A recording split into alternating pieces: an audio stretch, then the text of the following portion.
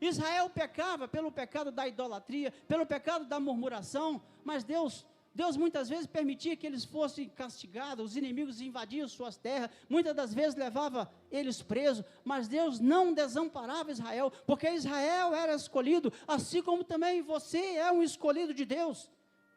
Deus não te desamparou. Deus não esquece da nossa família, porque Deus não abre mão de nós. Porque se confiarmos no Senhor, se formos fiéis a Ele, mesmo em meio às adversidades, Deus nos honrará. E foi isso que Daniel fez, ele foi fiel. Deus então lhe deu o dom de interpretar sonhos. Certa feita o rei Nabucodonosor sonhou um sonho, onde ninguém seria possível interpretar, porque nem o rei mesmo sabia dizer o que ele havia sonhado. E Deus então mostrou a Daniel todo o sonho, e ainda Deus deu a interpretação, e com isso ele foi promovido a governador daquela província da Babilônia. De prisioneiro passou a ser governador. Veja o que Deus fez, irmãos. Do mesmo jeito que aconteceu com José, lá no Egito, com Faraó, agora também aconteceu com Daniel. Imagina comigo, o povo escravo, e Deus misericordioso põe um dos seus como governador. Deus nunca desamparou o seu povo, mesmo em meio às lutas, mesmo em meio ao sofrimento, mesmo no cativeiro, porque agora Daniel como governador, de alguma forma, ele poderia ajudar o povo, ou seja, aliviar um pouco o sofrimento. Deus, através do profeta Jeremias, havia confirmado que quem aceitasse o cativeiro, Deus iria cuidar dele, fazendo com que eles prosperassem ali naquele reino. Confiar em Deus. E eu estou me lembrando aqui de uma pequena história, com o intuito de que você compreenda esse momento da mensagem. Conta-se que um pastor de uma certa igreja possuía um carro muito bom, um Opala marrom, o qual ele utilizava para ir na igreja, fazer visitas, e levava alguns irmãos de carona para a igreja. O pastor amava esse carro, lavava, polia, não cessava de agradecer a Deus. Obrigado, Senhor, pelo meu carro. Certa feita, veio para a igreja um membro novo, um irmão novo, e ver o carinho, o cuidado que o pastor tinha com aquele carro, ele começou a lhe oferecer um seguro total, porque esse irmão trabalhava em uma empresa e vendia seguro.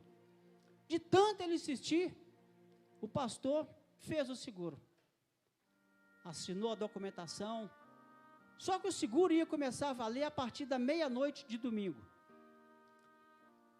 Então naquele dia o pastor foi para o culto normalmente. Acabado o culto, levou alguns irmãos para casa, deu carona, passou em outro lugar, por fim, quase meia-noite, ele encostou no portão da sua residência, juntamente com sua esposa. Desceu do veículo, foi lá, abriu o portão, voltou, sentou no volante e começou a manobrar o carro para dentro da garagem. De repente, irmãos, bateu um vento ali e o portão fechou rapidamente e o carro entrou arranhando toda a lateral. O pastor ficou transtornado e com a mão no rosto, ele falou: ah, meu Deus, o que o senhor deixou acontecer isso com o meu carro?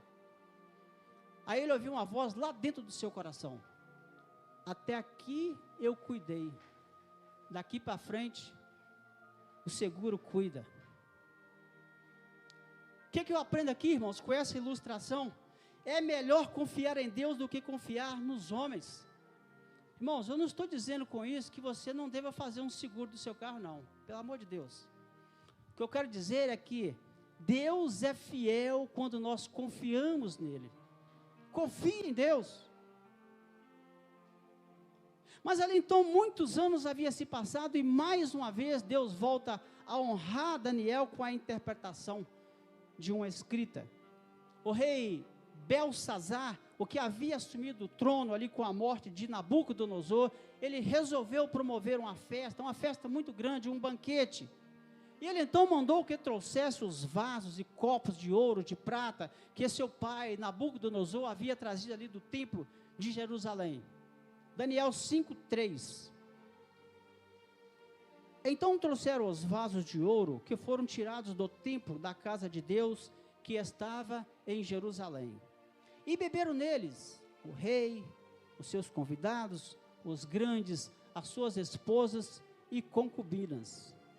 Imagine, irmãos, uma festa para 1000 pessoas. Beberam, ficaram bêbados. E você sabe que uma pessoa, depois que bebe, a bebida sobe para a cabeça e a pessoa perde o controle. Começa a aprontar, começa a falar mal dos outros, começa a colocar defeito no companheiro. Começa a xingar, começa a contar piada sem graça. Então eu imagino ali uma orgia feia naquele momento. Pecaram ao utilizar aqueles utensílios sagrados que haviam sido consagrados a Deus. Mas de repente ali apareceu um dedo grande, apareceu ali e começou a escrever na parede umas palavras que não existiam na época, que ninguém conhecia. Mene, Tekel, Pérez, Urfazim. E está escrito que o rei entrou em desespero, o seu corpo se desconjuntou, os seus joelhos começaram a bater um no outro, e alguém logo foi chamar Daniel lá na sua casa. Quem sabe ele até não estava em oração quando chegaram ali, porque está escrito que ele orava 3 vezes ao dia, de manhã, de tarde e de noite. E Daniel então foi levado ali na presença do rei, e ele interpretou aquela escrita, que queria dizer: pesado foste na balança e foste achado em falta. E o rei então aceitou aquela interpretação, ficou muito feliz, e novamente Daniel foi honrado, se tornando o 3º dominador daquele reino. Mas o castigo de Deus veio naquela mesma noite, e o rei então foi morto. O império agora seria comandado pelo rei Dário. E Daniel, agora já um pouquinho velho, ele também achou graça aos olhos desse novo soberano, e ali em uma reestruturação ali do seu reino, ali das suas comarcas, das cidades, ele resolveu que ele deveria criar 120 presidentes que cuidassem das coisas do reino.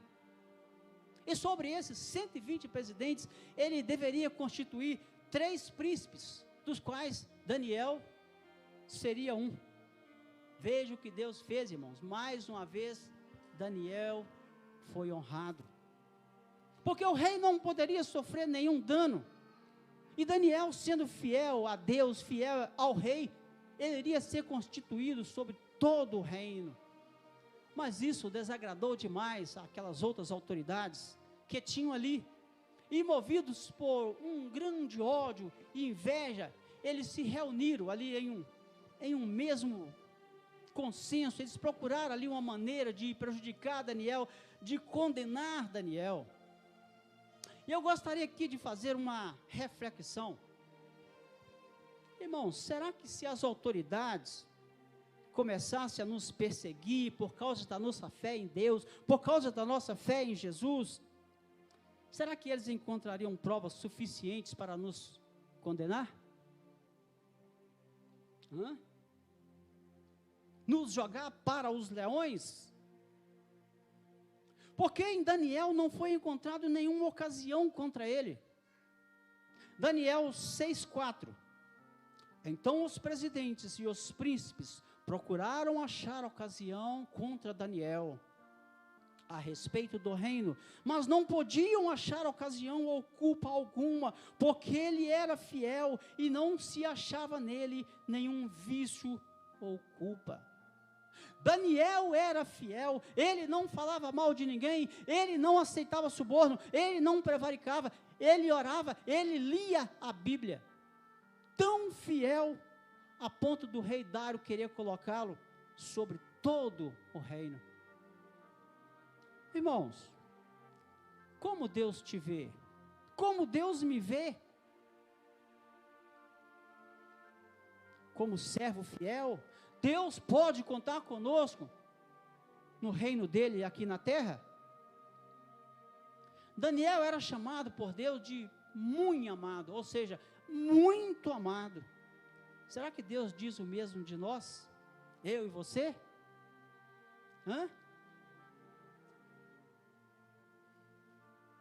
Mas então aqueles homens, príncipes e presidentes, possuídos ali de um grande ódio, de uma inveja violenta, eles se reuniram então ali e chegaram na conclusão de que não iriam achar nada contra Daniel, nenhuma acusação contra ele, a não ser na lei do seu Deus.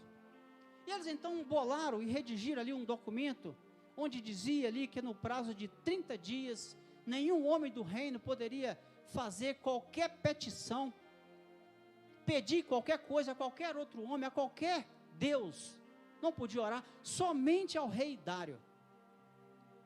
Daniel 6:7, porque quem assim fizesse seria lançado imediatamente na cova dos leões famintos.